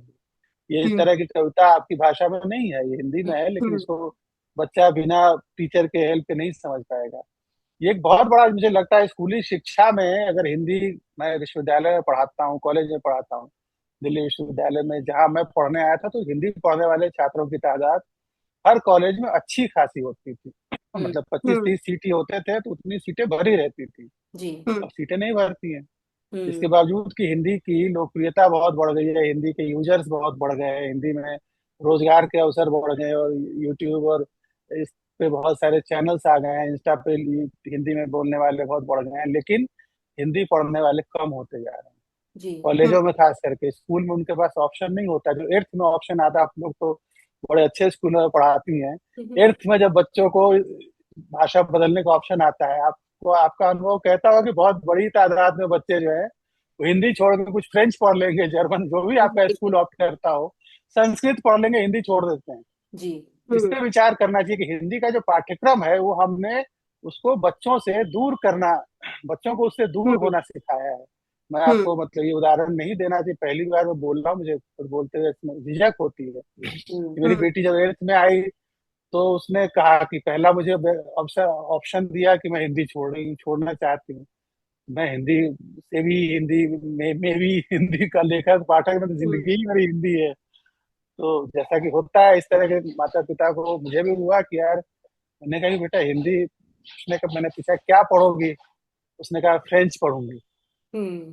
तो मैंने कहा फ्रेंच तो देखो, तो उसने कहा कि देखो पापा, जो जिस तरह जो हिंदी है और जो फ्रेंच है ना, दोनों एक ही है मेरे लिए। दोनों मतलब ये बहुत गहरी बात है, इसको आप समझिए कि हम्म। एलियन है दोनों। हम आठवीं तक जो बच्चा हिंदी पढ़े वो हिंदी से भाग, वो हिंदी को एलियन भाषा समझे, ये कहीं ना कहीं हमारे उन लोगों का, हम उस समाज को, उस पीढ़ी को नहीं समझ में। हम आज भी 100 साल पुराना, जो 50 साल पुराना जो शिक्षा का पाठ्यक्रम प्राथमिक शिक्षा के लिए बनाया गया था, उसमें हम क्रिएटिविटी के लिए स्पेस नहीं देते हैं। उसमें हम एक घिसा पिटा पाठ्यक्रम पढ़ाते हैं उनको अपने समय से जोड़ने के लिए, अपने समाज की चुनौतियों से। आज बच्चा जो सबसे ज्यादा जो परेशान है वो है डिजिटल, मतलब उसके माता पिता सबसे ज्यादा परेशान है कि डिजिटल दुनिया से किसी रास्ते पर न चला जाए, कहीं ठगी का शिकार न हो जाए, कहीं कोई इसको बुद्धू न बना हम्म। दे। हम हम्म। इसको लेके हिंदी साहित्य, हिंदी के पाठ्यक्रम में इन सब चीजों को नहीं जोड़ते हैं। हमें तो हर विषय बिल्कुल। में जोड़ना चाहिए। इस बिल्कुल। समस्या के लिए नहीं, इसको मतलब बच्चे खुद उसकी तरफ आकर्षित हों। वो अब बच्चे स्कूल में चूंकि वैसे होते हैं, वो जब कॉलेज में आते हैं वहां भी उनके अंदर वही विकर्षण होता है। तो पढ़ते तो है हिंदी, लेकिन कोर्स पढ़ते हैं। कोर्स हम्म। पढ़ना और साहित्य पढ़ना, मतलब ऐसा कोर्स होना चाहिए स्कूली स्तर पे, खास क्योंकि वो बुनियाद वहीं से बनती है। अगर स्कूल की पढ़ाई करके बच्चों की अंग्रेजी इतनी अच्छी हो जाती है, आगे चल के बच्चों की हिंदी अच्छी क्यों नहीं होनी चाहिए। हम्म। इस सब के बावजूद कि हम लगातार ये बात कर रहे हैं कि अपनी भाषा में पढ़ाई होनी चाहिए, उनको हम्म। उनकी अपनी भाषा को उतना सहज सरल क्यों नहीं बनाना चाहिए कि बच्चे उसकी तरफ आकर्षित हों। और ये सिर्फ रोजगार या समाज के स्ट्रक्चर का मामला नहीं, ये मामला हमारे पाठ्यक्रम का है। हमेशा बिल्कुल। पाठ्यक्रम, हम यही हाल कॉलेजों में है। मैं कॉलेज में पढ़ाता हूँ, सूरदास, कबीरदास, तुलसीदास की कविताएं उनको रटवाते रहते हैं, और कबीर जी। और बिहारी को दोहे पढ़वाते रहते हैं। हम सोचते हैं कि कोई बहुत बड़ा काम करेगा। हम्म। तो हिंदी का जो देखिए ग्रोथ जो है, वो ज्यादा ग्रोथ अब इस तरह की इससे अलग डिजिटल दुनिया में बहुत ग्रोथ हुआ है। दूसरी दुनियाओं में हिंदी का ग्रोथ बहुत हुआ है, वो किसी न किसी रूप में पाठ्यक्रम में आना चाहिए, जी बिल्कुल। ताकि दुनिया, जिस दुनिया में बच्चा जी रहा है आज का, वो अपनी उस दुनिया को अपने साहित्य में भी देखे। आखिर बहुत लिखा जा रहा है ना इस दुनिया को लेके, जी जी। ओपननेस आई है। हम अभी भी बंद उसमें रखना चाहते हैं। एक बच्चा हमारी बात नहीं सुनता, उसको नैतिक उपदेश देते रहते हैं, कैसे लिखना चाहिए, कैसे बिल्कुल। पढ़ना चाहिए। हमारे साहित्य भी नैतिक उपदेश देता रहता है। अब जितनी कहानियां हैं, जितनी कविताएं हैं, वो भावनाओं को भरने के लिए, आपके अंदर भावों को भरने के लिए होता है, उनकी रुचियों को जागृत करने के लिए नहीं होता। हम्म। तो ऐसे ही अंग्रेजी साहित्य में ये दूरी नहीं है। नहीं मतलब है। वहाँ जो वार व्यवहार की जो भाषा है, वही किताबी भाषा भी है। बिल्कुल बिल्कुल, इसीलिए यही है। जो चौथी तीसरी हमारे यहाँ पे चौथी पांचवी में बच्चे हैरी पॉटर की इतनी मोटी मोटी किताब अंग्रेजी में पूरी चट कर जाते सीरीज। हिंदी में वही अगर आप कहें अदिति और एक आंख वाली बंदरिया, या एक था पंकज, एक छोटी बहुत पतली सी एक किताब है, ये सब नॉवल है, वो तो नहीं पढ़ पाते हैं वो, क्योंकि उसमें जो भाषा लिखी करेक्ट नहीं कर पाते हैं वो। हाँ, और जो हम बिल्कुल। अभी जीवन जी रहे हैं, वो दोनों में बहुत डिफरेंस है, अंतर है। तो उसके लिए यहाँ से एक और मुद्दा निकल कर आता है कि जब आप बच्चों के लिए लिखते हैं, खासतौर पर बाल साहित्य की अगर हम बात करें, और एक है साहित्य, तो जो व्यक्ति बाल साहित्य लिख रहे हैं, जो लोग, क्या उस समय पर बाल साहित्य लिखने वाले लेखकों की सामाजिक जिम्मेदारियां कुछ बदल जाती हैं क्या? बदलनी चाहिए। पहले के जो लोग, पहले आप देखिए कि जितने बड़े लेखक बांग्ला में खास करके देखिए, रविन्द्रनाथ टैगोर ने बच्चों के लिए लिखा, सत्यजीत रे की तो बाल कहानियां हैं। मतलब जो बड़ा लेखक, जो बड़े साहित्यकार, बड़े फिल्मकार जो होते थे, वो भी बच्चों के लिए लिखते थे और अच्छा लिखते थे। लेकिन हमारे यहाँ बच्चों के लिए लिखने वाले जो लेखक होते हैं, मैक्सिमम लेखक ऐसे होते हैं जो टीचर की तरह उनका स्वभाव होता है। बहुत सारे नैतिक उपदेश देते हैं, चूहा आया, बंदर आया, हाथी बोला बाव बाव गो, ये सब इस तरह की कविताएं लिखते हैं, जिससे सिवाय राइम के कुछ नहीं होता है। तो और उसी तरह की कहानियां लिखते हैं, पशुओं को लेके, जानवरों को लेके। लेकिन उनको जीवन से जोड़ने वाली चीजें नहीं दे, उनकी कल्पनाशीलता को विकसित करने वाली रचनाएं हिंदी में बाल साहित्य के नाम पे नहीं लिखा जा रहा है। हैरी पॉटर का आपने बहुत अच्छा उदाहरण दिया।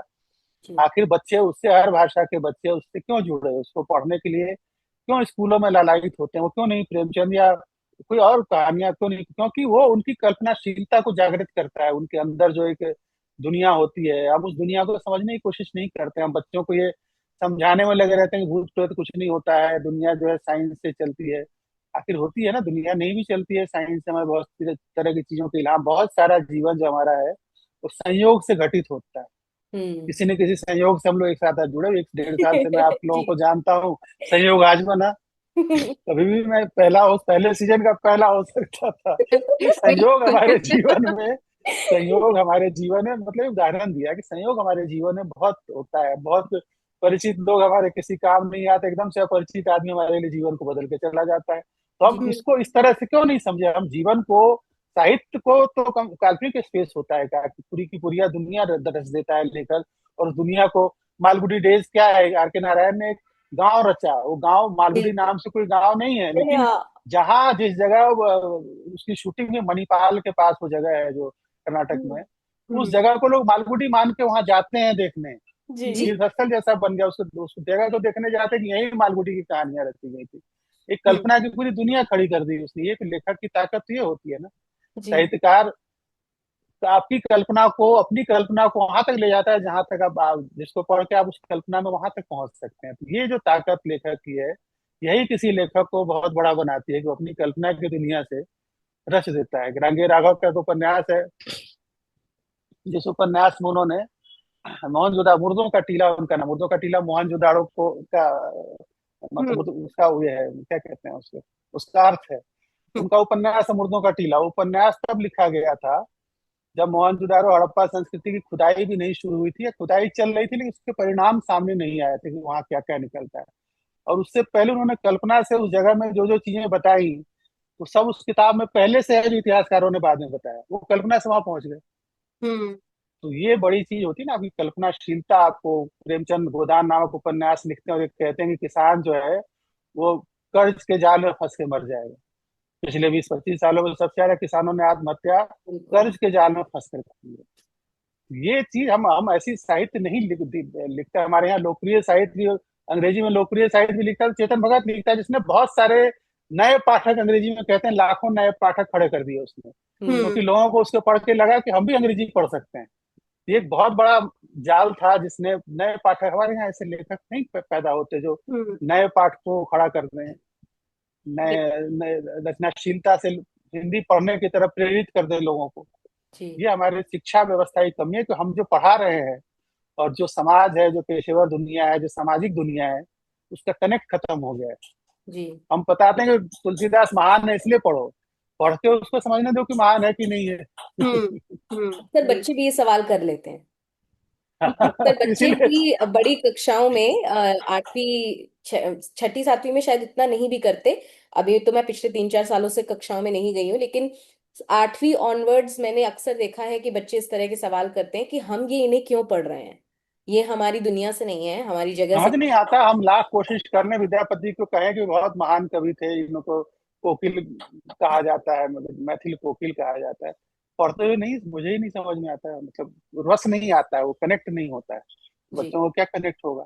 ये सवाल मुझे कॉलेज में ज्यादा पूछते हैं लोग, यही पूछते हैं सवाल बच्चे कि आखिर बड़ा साहित्य और अच्छा साहित्य और कोई साहित्य किस कैसे बड़ा मान लिया जाता है और कोई कैसे छोटा रह जाता है। और ये इसका मानकीकरण जवाब किया किसने? इसका हम्म। जवाब आसान है क्या इसका देना? जी। नहीं आसान है। नहीं, बिल्कुल भी नहीं। मैं किसी को महान मानता हूँगा, मैं किसी लेखन को बहुत खराब मानता हूँगा, कोई बहुत बड़ा देश का विद्वान हो जो उस लेखन को, उस किताब को महान मानता होगा, तो ये तो बहुत आसान है। मतलब एक गुनाहों का देवता एक उपन्यास है धर्मवीर भारती का, उनका सर्वश्रेष्ठ उपन्यास नहीं है उनका, लेकिन उसी किताब हम्म। से उनकी आज सबसे। भी 70 साल बाद भी उस किताब की बिक्री जो है बहुत चौंकाने वाली है और हर हर पीढ़ी कनेक्ट होती है। जी। लेकिन हम लोगों को बहुत बचकाना उपन्यास लगता है, छिछला रोमांस है उसमें, ऐसा लगता है। हम्म। लेकिन एक बहुत बड़े देश के दार्शनिक थे, नाम नहीं लूंगा मैं, तो बहुत बड़े दार्शनिक थे, वो उस उपन्यास को अपने जीवन का मतलब एक प्रेरक उपन्यास मानते थे, और वो उन्होंने डिपार्टमेंट ऑफ फिलोसफी में, यूनिवर्सिटी में उसके ऊपर सेमिनार करवाया जिसमें विदेशों से भी विद्वानों को बुलाया जो उसकी व्याख्या करें। उसको महान मानते हैं तो हम्म। किसी को भी महान मान सकता है ना, इसमें क्या कर सकते हैं। तो वो ये मान्यता की ये सब बात है। सवाल जब बच्चे, तो ये कैनोनाइजेशन जो है ये क्वेश्चन पैदा खड़ा करता है, जब हम इसका जवाब, इसका संतोषजनक उत्तर आप भी नहीं दे सकते, मैं भी नहीं दे सकता। कोई किसी के लिए और दे ये पाना बहुत ही मुश्किल है, बहुत मैंने किसको मुश्किल है। आइडलाइज किया है, बच्चे ने किसको किया हम्म। है, उसके साथ क्या कनेक्शन है, ये समझ पाना इसका निहायत हाँ, मुश्किल है। तो इसका एक उदाहरण ये भी है कि जब मैं एमए हिंदी कर रही थी तो हमको उसके दूसरे साल में चुनना था कि हमको प्रेमचंद का साहित्य पढ़ना है या दलित साहित्य पढ़ना है। तो मेरे लिए, मेरे मन में ऐसा था कि प्रेमचंद तो इजीली मिल जाएगा ना, कहीं पर भी कभी भी पढ़ लेंगे, तो मैं दलित साहित्य करूंगी। तो वहां पर एक लड़की मेरे बगल में खड़ी थी, उसने मुझे बोला तुम अगर दलित साहित्य पढ़ोगी ना तो तुमको नौकरी नहीं मिलेगी, प्रेमचंद पढ़ो, उससे मिलेगी।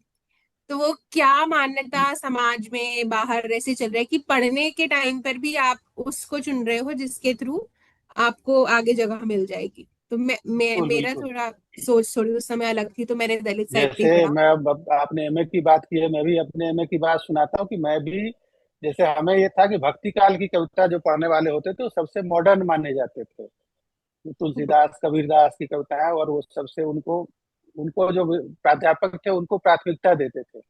लेकिन जो लोग रीतिकाल की कविताएं पढ़ते थे, घनानंद की कविताएं, बिहारी की कविताएं, हम्म। तो इनको वो माना जाता है कि पिछड़े सोच के लोग हैं, लोग रीतिकाल पढ़ते हैं, हम्म। जबकि वो हम्म। पोएट्री बहुत पावरफुल है। जी। बिल्कुल। घनानंद की कविताएं पढ़िए, पद्माकर की कविताएं हम्म। पढ़िए, तो कनेक्ट करता था उससे आदमी के मन के हम्म। उल्लास की कविताएं, प्रेम की गहराई की किताब है। हम्म। तुम कौन सी पार्टी पढ़े हो लला मन लेहू पर देहू छटाक नहीं। तो ये सब, लेकिन वो पढ़ना, इसको माना हम्म। जाता था कि ये आपके अंदर विचलन है, आप पिछड़े पिछड़े सोच के हैं, आप प्रगतिशील नहीं है, इसलिए आप नीतिकाल, तो ये कैनोनाइजेशन हमारे अंदर भर हम्म। दिया कि अब इससे मुक्त हुई है हिंदी। तो इस समय जो सबसे अच्छे काम विदेशों में भी हिंदी को लेकर जो हुए हैं वो रीतिकालीन साहित्य को लेकर हुए। एलिशन बुश की किताब आई है जो रीतिकालीन हम्म। कविता पे है, जो ये बताती है कि कविता तो किसी किसी आधार से नहीं मुक्त थी, ये तो मतलब सचमुच में कविता हम्म। यही थी। भक्ति काल की पूरी कविता आलंबन, किसी न किसी ईश्वर को आलंबन बनाकर कविता रची गई है। हम्म। हम्म। और ऋषि काल की पूरी कविता जो है वो मानव मुक्त मुक्त अभिव्यक्ति है हमारे अंदर जो भावना है, और सच्ची सच्चा साहित्य तो यही होता है। यहाँ तक पहुंचने में 100 साल लग गया हिंदी साहित्य को उस कैननाइजेशन से मुक्त होने में कि नहीं नहीं, रीतिकाल जो है बड़ा खराब चीज होता है, इसने हम्म समाज में बुराई फैलाई, क्योंकि प्रेम की बात खुलेआम कर रहा था, सुंदरता की बात खुलेआम कर रहा था। हम्म हम्म तो एक नैतिक आवरण भी होता है जब हमारे शिक्षा में स्कूल से भर दिया जाता है और उससे बाहर हमें नहीं निकलने दिया जाता है। तो बिल्कुल। आप जैसे जिन कालों की बात कर रहे हैं उसमें मैं एक जो विचार मेरे दिमाग में लगातार बातचीत के दौरान आया वो ये कि रीति काल एक है, फिर अलग अलग तरह के कालों को हमने पढ़ा है अपने पढ़ने के दौरान। आज जी का जी जो समय है, आज का जो हम समय देखते हैं जहां पर लगातार कभी हम पितृसत्ता की के दौरान लिखी गई, मतलब अभी भी चल ही रही है जो पितृसत्ता, उसमें जो लेखक लिखते गए, उसके बाद स्त्री विमर्श से जुड़ी हुई कुछ कुछ लेखन हुआ, फिर बाल साहित्य पर हमने इस तरह की बात की। लेकिन आज समाज और भी आगे और भी अलग तरह से बदल चुका है जहां पर हम लगातार देखते हैं कि विभिन्न तरह के जेंडर्स भी शामिल हैं, और हमें कोई ऐसे लेखक देखने को नहीं मिलते हैं खास जो मतलब एक आधों के अलावा जो इन विषयों पर भी लिख रहे हैं। वो लगातार प्रेम पर लिख रहे हैं, वो लगातार विवादों पर लिख रहे हैं, वो दुविधाओं पर लिख रहे हैं, वो अलग अलग तरह के साहित्य उम्र पर लिख रहे हैं। लेकिन जो जिसे हम कहते हैं इंक्लूजन की जो हम बात करते हैं और पर्सपेक्टिव्स की जो बात करते हैं, जो ओपननेस की हम बात करते हैं, वो अभी भी कहीं ना कहीं हमारे साहित्य से जो है नहीं जुड़ा हुआ है, नहीं, नदारद ही है एक तरह से। तो उस पर आपके क्या विचार हैं? इनको जब हम कह रहे हैं कि ये सब हमारे समाज का ही हिस्सा है, फिर भी उन्हें हम इंक्लूड नहीं कर रहे हैं, तो उस साहित्य को हम कैसे रचें, उस साहित्य को हम कैसे गढ़ें, क्योंकि हमारे नहीं, जो साहित्य उस तरह का जो साहित्य रचा भी जाए जा रहा होगा जा उसको उसको उसके साथ भी एक्सक्लूजन हो रहा है, मतलब समाज ही हमारा जिस चीज को स्वीकार करने को तैयार नहीं है।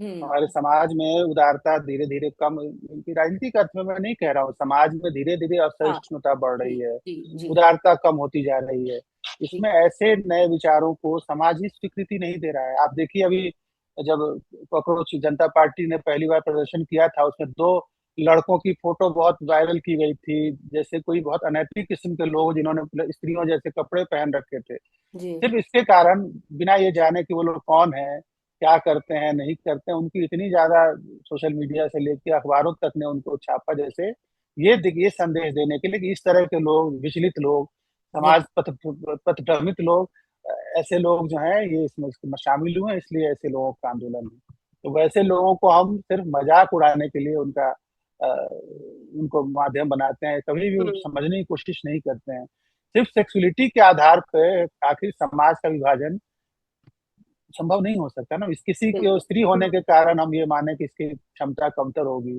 कोई पुरुष है तो हम माने बेहतर है, और थर्ड जेंडर को तो अभी भी कुछ नहीं मानते हैं। तो हम्म लक्ष्मी नारायण त्रिपाठी जो थर्ड जेंडर की बहुत बड़ी एक्टिविस्ट थी, अब वो महंत हो गई हैं, तो हम्म किन्नर अखाड़ा की हम्म बहुत हम्म, विदुषी थी। जब उनके साथ मैं शुरुआत में कुछ सेशंस किए थे बड़ी बड़ी जगहों पे, उनके साथ में बातचीत करता था, जी बहुत अच्छा, दोनों भाषाएं बहुत अच्छा बोलती थी, और उनकी जो ज्ञान जो का जो की जो सरिता थी, ज्ञान जो उनके अंदर था अद्भुत था। लेकिन लोगों से मैं कहता था कि भाई आप इनकी बात सुनिए, लोग कहते थे ये तो किन्नर है, ये हम्म क्या हम्म बोलेगी, हम्म ये अच्छे अच्छे लोग कहते थे कि ये क्या बोलेगी, हम्म ये क्या बोलेगी, और जब बोलती थी तो लोग सुनते थे, कहते थे कि यार इसको यही इतनी पढ़ी लिखी हम्म है। हम्म ये नजरिया समाज का, देखिए, तरक्की आर्थिक रूप में हमने बहुत कर ली है, और दूसरे रूपों में हम भौतिक रूप में हमने बहुत तरक्की कर ली है, लेकिन समाज हमारा पहले से ज्यादा कट्टर, पहले से ज्यादा भेदभाव पूर्ण होता चला गया है। सामाजिकता बिल्कुल। धीरे धीरे खत्म हो चुकी है, न के बराबर है। जी सामाजिकता बहुत दिखावे की सामाजिकता रह गई है। जी हम बिना हम्म भौतिक पहचान के एक दूसरे के साथ जोड़ नहीं पाते हैं। हम्म ये सब पहले से ज्यादा बढ़ी है। पहले हम जिस समाज में रहते तो उसमें ऐसा नहीं लगता था कि कोई अमीर है कोई गरीब है, कोई इतना ऊंचा है कोई इतना हम्म। छोटा है। मैं तो बड़े से बड़े, संवेदनशीलता। संवेदनशीलता खत्म हो गई, संवेदन दिखावा बढ़ गया। मैं कह रहा हूँ, मैं तो बड़े बड़े लेखकों के साथ बहुत अंतरंग रूप में बैठता था। मुझे ये लगता ही उनके मरने के बाद समझ में आया कि मनोहर श्याम जोशी तो बहुत बड़े लेखक थे, कमलेश्वर तो बहुत बड़े लेखक थे। उनके आसपास में कैसे पहुंच गया? क्योंकि उन्होंने स्पेस दिया। उन्होंने हम्म कभी ये नहीं जताया कि बेटा बहुत बड़ा आदमी हो तुम, कुछ नहीं हो। हम्म ये भेदभाव बढ़ गया है, पहले नहीं था। लोग वो लोग सोचते थे कि आ रहा है मेरे यहाँ बार बार तो कुछ इसको काम चाहिए, कुछ पैसे कमा ले, कुछ रोजी रोटी का इंतजाम हो जाए, ये चिंता वो लोग करते थे। हम्म अब नहीं करता है कोई। बिल्कुल। परंपरा टूटी है, तो नए लेखकों की चिंता पुराने लेखक नहीं करते। अगर नए लेखक पुराने लेखकों की चिंता नहीं करते, पुराने लेखक भी नए लेखकों की चिंता नहीं करते। ये कनेक्टिविटी, ये बहुत दुर्भाग्यपूर्ण बात है कि हम एक ऐसे हम्म। समाज में हैं जहाँ कनेक्टिविटी बहुत बढ़ गई है। हम चार लोग बैठ तीन लोग बैठे हैं, और हम तीनों कहाँ बैठे हैं हमें एक दूसरे को पता नहीं है, हमें बताने की जानने की जरूरत भी नहीं है। जी। हम्म। खुल गई पूरी भौगोलिक भौगोलिक हम्म। भौगोलिक सीमाएं खत्म हो गई हैं, लेकिन वो बहुत बढ़ गया है कनेक्टिविटी। जो पहले इसके बावजूद थी, जो कनेक्टिविटी थी कि हम बिना फोन किए बिना अपॉइंटमेंट लिए किसी से मिलने पहुंच जा सकते थे, और वो हमें अपनी व्यस्तताओं में भी हमें जगह देता था, हमारे लिए कुछ सोचता था, कुछ करता था। अब वो खत्म हो गया। अब हम मिलते हम्म। हैं तो पॉडकास्ट के लिए मिलते हैं, किसी न किसी इंटरव्यू के लिए मिलते हैं, किसी न किसी हम्म। इस तरह के काम के लिए भी मिलते हैं। हम पहले मिलते थे बड़े लेखकों से तो कुछ काम मांगने जाते थे, कुछ नौकरी दे दीजिए, कुछ हम्म। फ्रीलांसिंग का काम दे दीजिए, कुछ किताब छपवा दीजिए, और वो बिना कहे सब कर देते थे। अब हम बस ये पूछते हैं भाई, आप लेना इंटरव्यू लेना है तो क्या आपकी रीच कितनी है? रीच है तो मैं आपको घर में आने दूंगा, नहीं तो छोड़ो रहने दो। जी। ये भी बहुत बढ़ा है जो नहीं था पहले, मतलब हम्म। आपसी कनेक्टिविटी खत्म हो गई है, बजाय बावजूद इसके कि दिखती बहुत ज्यादा है। आपका बहुत बहुत शुक्रिया कि आपने इन इन बिंदुओं को हमारे सामने रखा, लेकिन इसके साथ ही हम लोग खास तौर पे जो बात करना चाहेंगे, आपकी कुछ किताबों पे बात करना चाहेंगे, जी। जिसमें से हिंदी मीडियम टाइट, कोठागोई और बहुत सारे और उपन्यास हैं। कोठागोई के बारे में तो मैं अक्सर पढ़ती रहती हूँ। लोग लिखते हैं कि वो एक ऐसा विजुअल, जैसे आप बता रहे थे कि कुछ ऐसा लिखा जाए जो जैसे मालगुडी डेज की वो पूरा का पूरा गांव ही इस्टेब्लिश हो गया, जबकि वो एग्जिस्ट ही नहीं करता था। तो बहुत लोग कहते हैं कि काफी विजुअल प्रतिबिंब जो है आपकी कोठागोई की कहानी, मतलब पूरे किताब में मिलता है। तो हम उस उन दोनों किताबों के बारे में जानना चाहते हैं। और हिंदी मीडियम टाइप तो एक एक पूरे वर्ग के बारे में, एक पूरे हिंदी भाषी समाज के बारे में है। तो इन दोनों को ही लिखने की प्रेरणा, हम कोठागोई के बारे में जानते हैं कि वो कहीं ना कहीं आपके खास तौर के एक लाइक गांव के समाज से आई हुई है, फिर भी वो तवायफों प्रेरणा। के इलाका है। हाँ, वो पूरी प्रेरणा के विषय में हम जानना चाहते हैं, और आपने लगातार इसके बारे में कई बार बताया भी है। लेकिन कुछ ऐसी बातें जो शायद हमारे पाठक और श्रोतागण जो है नहीं जानते हों, वो जाने आपके माध्यम से, यदि आप बताएं। हिंदी मीडियम टाइट मेरी नई किताब है, और ये तो मतलब हम सब लोगों ने, मैं देखिए कहने के लिए मैं कहता हूँ मैं हिंदू कॉलेज से पढ़ा हूँ, बहुत बड़ा कॉलेज, बहुत बड़ा लेवल है, जो जिसको आज ही मैं शिक्षा हम्म। पूरी करने के 30 साल बाद ही मैं उसको बड़ा गर्व से दिखाता हूँ। लेकिन सच्चाई है, हिंदी पढ़ता था और उसकी जो सच्चाई थी हम्म। उसको सच्ची भाषा में मैंने लिख दिया है कि मुझे अंततः आपको ऐसी बड़ी जगहों पे, आप खुद जिस स्कूल में पढ़ाती हैं, ऐसी बड़ी जगहों पे जो हिंदी भाषी समाज के लोग आते हैं, जिनकी पहली भाषा हिंदी होती है, उनको उनके हिसाब से एडजस्ट अपने आप को बनाना पड़ता है। अगर आप उस कॉलेज में, उस स्कूल में, उस कॉलेज में कुछ अच्छा करना चाहते हैं, आप हिंदी मीडियम टाइप के रूप में आते हैं, यानी कि नमस्ते करेंगे जी। और प्रणाम, मतलब ऐसी भाषा बोलेंगे जिससे सब हंसेंगे, तो उस भाषा से आपको हिंदी, उस हिंदी मीडियम टाइप की छवि से हिंदी मीडियम टाइट बनना होता है। यानी अब हिंदी मीडियम है लेकिन आप सब कुछ में दक्ष हैं, सक्षम हैं। जी। ये जो यात्रा थी वो किताब उसी की, कोई भी आदमी हिंदी मीडियम टाइप से हिंदी मीडियम टाइप, और वो जो अपमान और जो हमने झेला उसको कोई शब्द नहीं देता है, मैंने दे दिया। ये सब अपमान अपनी जगह है, लेकिन उसमें हम सरवाइव कर रहे थे, और हम अपने आप को वैसा बना रहे थे, हम अपनी पहचान को पीछे छोड़ के उनकी पहचान को अपना रहे थे। और ये हिंदी की सबसे बड़ी पीड़ा है कि हम अपनी पहचान के साथ, गर्व के साथ नहीं जी सकते। आप देखिए सारे अंग्रेजी बोलने वाले लोग ही हिंदी के बड़े मंचों पे आ जाते हैं, हिंदी बोलने लगते हैं, ऐसे हिंदी कभी नहीं बोलते हैं। हम्म। हम्म। तो ये है कि हम लोग अपने आप में, हमारी अपनी पहचान नहीं बन पाती है। अपनी पहचान मतलब राष्ट्र में अगर आप बड़े विद्वानों की सूची बनाई जाए, उसमें हिंदी का कोई आदमी नहीं होगा, क्योंकि हम्म। उनको माना ही नहीं जाता है। हम्म। ये उस पीड़ा से निकली हुई किताब थी कि हमने उनसे 10 गुना मेहनत करके उस क्षमता को विकसित करने में अपना समय लगाया, इसके बावजूद हम सेकेंडरी रह जाते हैं। कैसे टेक्नोलॉजी ने और कैसे इन सब चीजों ने धीरे धीरे उसको बदला है, लेकिन अंग्रेजियत और अंग्रेजी की दुनिया बहुत बड़ी है। हम एक बहुत, कुछ मिला के एक ही देश है, उनके पास सैकड़ों देश हैं। जी। ये उस चीज को तोड़ती है कि आखिर उनके समाज में कैसे अपनी पहचान को मजबूत बनाया जाए।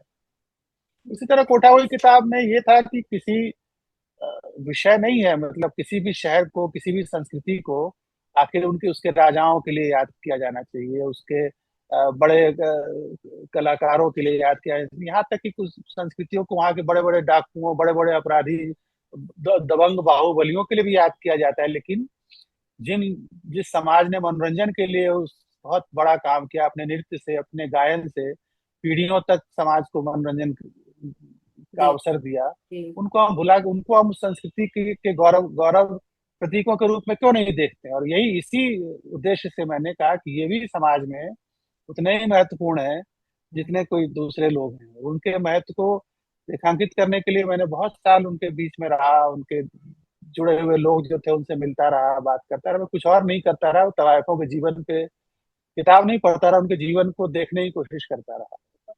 फिर मैंने एक ऐसी किताब लिखी जो सच में उनके प्रति सम्मान की भावना से भर देती है, उनके प्रति प्यार और सम्मान हमारे अंदर जगा देती है। इसी उद्देश्य से मैंने लिखा था कि ये शहर की एक पहचान के रूप में यही किताब रहेगी, और जब तक ये किताब रहेगी इन तवायफों का नाम हमेशा जी बना बिल्कुल। रहेगा। हम्म।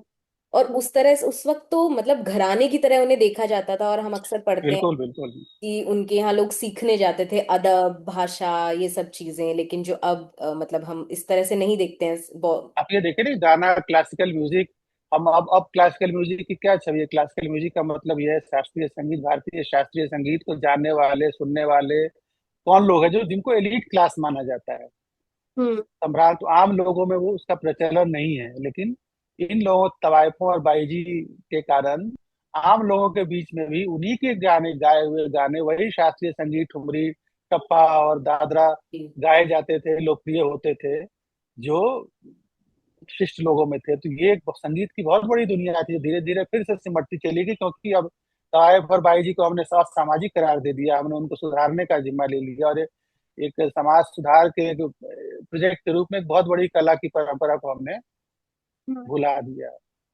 जी। इसके अलावा हम जो एक चीज जानना चाहते हैं, जैसे कोठा गोई के बारे में हम सुनते हैं, और अनुराग कश्यप जी ने भी अभी एक आपके नाटक को जो है रखने की तो कोशिश। Hindi medium tight tight tight को।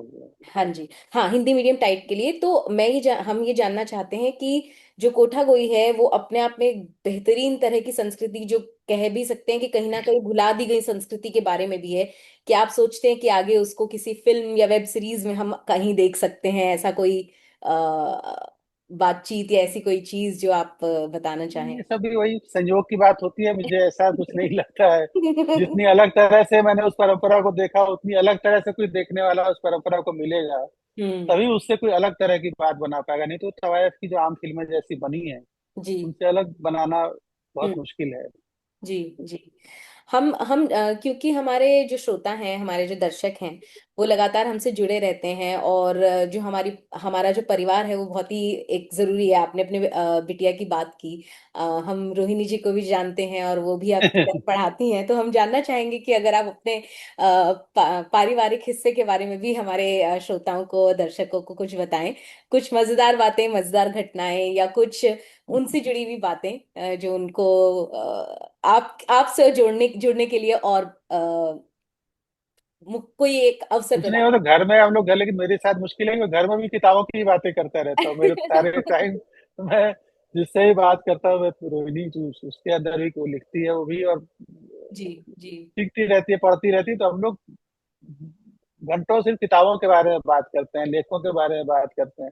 और वो क्योंकि तो मेरी लगातार बेटी भी कोरियन पढ़ाती हैं, और आप हिंदी पढ़ाते पढ़ाती हैं, है, तो हिंदी हाँ। कोरियन का जो एक और बेटी जो मेरी है वो कोरियन पढ़ी तो नहीं है, पढ़ी नहीं है, लेकिन उसको कोरियन खाना, कोरियन संस्कृति जैसी आजकल की युवा पीढ़ी में बहुत जी, ज्यादा लोकप्रियता है। Pop and. उसके अंदर एक के पॉप और खान पान, उसका सब जी। कोरियन जी। जी। खानों की बहुत, तो उस वो सब एक जोड़ता है हम सबको। कोरियन भाषा से ज्यादा कोरियन संस्कृति आपस में जोड़ती है, और बाकी साहित्यिक है। ये जरूर है कि मेरी बेटी में साहित्यिक रुझान अभी तक तो मुझे नहीं दिखा है। आगे कभी दिखेगा, वो बहुत ज्यादा इस दुनिया से दूर भागती है। हम्म। और भाषा के असर पे नहीं, लेकिन उसके दूसरे तरह का संगीत का शौक है उसको। ओ। बिल्कुल।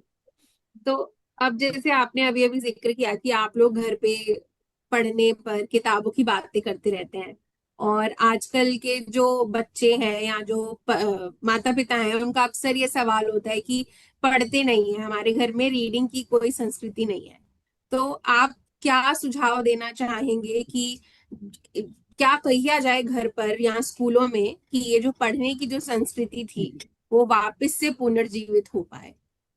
बहुत मुश्किल सवाल है। देखिए, ये संस्कृति इसलिए थी क्योंकि मैं अगर पढ़ता रहूंगा तो मेरे बाद की पीढ़ी भी पढ़ने में दिलचस्पी पैदा करेगी। और ये संस्कृति तो मैं, मतलब एक पीढ़ी ने खत्म कर दी ना। हमने अपने घर में सारे सामान तो इकट्ठा कर लिए, किताबों के लिए जगह नहीं छोड़ी। जी। कि बच्चा हम्म। किताबों के बिना बड़ा होता है। मेरी पर बेटी नहीं लिखती, बचपन में भी लिखती थी, लेकिन मेरी भतीजी जो मेरे भाई, छोटे भाई की बेटी है, उसने एक दिन अचानक मुझे बताया कि हॉरर नॉवेल लिख रही है। वो 12 साल की थी। तो मुझे लगा कि ये कहीं ना कहीं देखिए उसे हम्म। पढ़ने का असर होता है। तो किताबों की संस्कृति तो यही है ना कि हम ही पढ़े, हम किताबों में, घर में किताबें तो रखें, हम्म। हम्म। हम्म। किताबें रखें। हम सिर्फ ये कहने से कि अपनी भाषा में पढ़ना चाहिए, अपनी भाषा, किसी भाषा में पढ़ना जरूर चाहिए। हम्म। अपनी भाषा में पढ़े न पढ़े किसी को, पढ़ने से हमारी दुनिया बहुत बड़ी होती है। हमारे अंदर बहुत सारे संस्कार, बहुत सारे बातें किताबों के माध्यम से ही आती है। बहुत किताबें हमें गहरे रूप से प्रभावित करती है। ये हमें, लेकिन ये जरूर है कि अब पढ़ने की तरीका बदल रहा है। कई बार शुरू शुरू में, मैं कुछ साल पहले अपनी बेटी को बहुत, मतलब लड़ाई हो जाती थी कि तुम हमेशा फोन में लगी रहती हो। फिर मैंने ध्यान दिया कि तुम पढ़ती रहती थी, किताबें पढ़ती थी फोन में। तो हम्म। पढ़ने का तरीका बदल गया। मैं खुद ही बहुत ज्यादा लैपटॉप में या फोन में पढ़ता हूँ। ई हम्म। बुक खरीद, जिस किताब का ई बुक उपलब्ध है वो ई बुक में खरीदता, पढ़ने में आसानी होती है। हम्म। तो इस तरह से भी रीडिंग हैबिट है, मतलब पैटर्न बदल रहा है। जी। हो सकता है किताब घर में एक न दिखे, लेकिन फोन में 2000 किताबें हैं। बिल्कुल। तो ये गपोड़ी की एक परंपरा है कि हम जिस भी अतिथि को के साथ बातचीत करते हैं वो अपनी किसी किताब से कुछ एक्सर्प्ट जो है वो हमको जरूर सुनाते हैं, हमारे श्रोताओं के लिए जरूर सुनाते हैं। तो आप अपने शेर, अपनी कहानियां, उपन्यास, आपके मुझसे तो शेर भी बहुत अच्छे हैं, चाहे वो आपने लिखे हो या ना नहीं लिखे नहीं, वो हो। शेर तो मैं लिखे ही है तो। कोठा मुझे, कि मेरे पास अभी इस समय भी किताब है नहीं, उसके लिए उठ के जाना पड़ेगा फ्रेम से बाहर, इसलिए अच्छा है मुझे जो कोठा गोई है। मैंने कुछ गाने लिखे थे, उसमें जितने जी गीत है जी वो जी। मेरे अपने लिखे हुए हैं। उस परंपरा हम्म। को से जोड़ने के लिए, तो उसमें ये गीत, एक वो था कि मैं जो सुनाना चाहता हूँ कि जिन जी। बाबू ने दिया रुपया वो है मेरे दिल के अंदर, मैं हूँ उनकी हवा मान ली वो मेरे दरमिंदर। तो ये लौंडा वाह। नाच एक परंपरा है बिहार हाँ में, जी, जो हाँ जी, लड़के हाँ जी, हम्म। नाचते बिल्कुल। हैं। तो वो हम्म। लड़का जो डांसर है वो गा रहा है कि जिन बाबू ने दिया रुपया वो है मेरे दिल के अंदर, मैं हूँ उनकी हवा मान ली वो मेरे दरमिंदर। तो ये है कि भाई जो लोग देखे सुने वो मेरे दिल के अंदर है। हम्म। और जो भी किया है उनके लिए किया है, उन सुनने वालों के लिए किया है। जी। ये इसका गीत है कोठा भी का छोटा सा, मुझे याद आया। चलती है गाड़ी, उड़ती है धूल, बुरी बुरी नजर वाले तेरा डैम फूल, ये भी उसका एक शेर है। बहुत मजेदार, बहुत मजेदार। बहुत बहुत शुक्रिया प्रभात जी। मैं और प्रीति लगातार प्रयास करते हैं कि हम ऐसे अतिथियों को अपने मंच पर लेकर आएं जिनसे लगातार हम जुड़ने की कोशिश करें, जो भाषाओं को, संस्कृतियों को हम तक और बेहतर तरीके से पहुंचाएं। क्योंकि इतना कुछ होने के बावजूद इंटरनेट पर बहुत कुछ है जो अधूरा रह जाता है, जैसा कि हमने बातचीत में सुना और समझा कि इतना कुछ होने के बाद भी हम इतना कुछ नहीं पढ़ पाते हैं, हमें नहीं मालूम है कि वो एग्जिस्ट भी करता है। पता नहीं होता जी। बिल्कुल पता नहीं होता है, क्योंकि संसार है, पूरा पूरा का पूरा समंदर है, और समंदर में कौन सी जगह में कौन सा खजाना छुपा है वो जानना समझना थोड़ा मुश्किल है। तो हम गपोड़िए पर यही प्रयास करते हैं कि लगातार हम उन कहानियों को, उन रचनाओं को, उन साहित्यकारों को, उन भाषा विशेषज्ञों को, उन कमाल के लोगों को, व्यक्तित्वों को लगातार यहाँ लेकर आएं, उनके साथ बातचीत करें, अपना भी ज्ञान बढ़ाएं और वो ज्ञान दूसरों तक भी पहुंचाएं, और किसी ना किसी के लिए वो प्रेरणा बनी रहे। और हम आपके बहुत बहुत शुक्रगुजार हैं कि आप यहाँ पर आए हमारे लिए। हम बहुत खुश हैं कि आपने हमारा ये जो निमंत्रण था, आमंत्रण था, उसे स्वीकार किया, और आप हमारे इस सीजन के पहले व्यक्ति बन गए बहुत बहुत हैं। धन्यवाद। गपोड़िए की श्रृंखला ऐसे ही जारी रहे, ऐसे ही गप्पों का सिलसिला चलता रहे। जी। बहुत बहुत आभारी हूँ आपका, प्रीति जी, निशु जी, बहुत धन्यवाद। बहुत शुक्रिया प्रभात जी। अ, धन्यवाद। मैं इसी के साथ ही आप हमारे दर्शकों को भी बहुत बहुत शुक्रिया। आप 28 जून को इस पॉडकास्ट को सुनेंगे, प्रभात जी के साथ जुड़े रहिएगा हमसे। और सीजन के पहले हमारे अतिथि हैं, और इसके बाद और अतिथि आएंगे जिसके बारे में जानकारी आपको गपोड़िए पेज पर ही मिलेगी। आप फॉलो करें, शेयर करें, लाइक करें, और हमसे लगातार संपर्क में रहें। धन्यवाद। नमस्ते।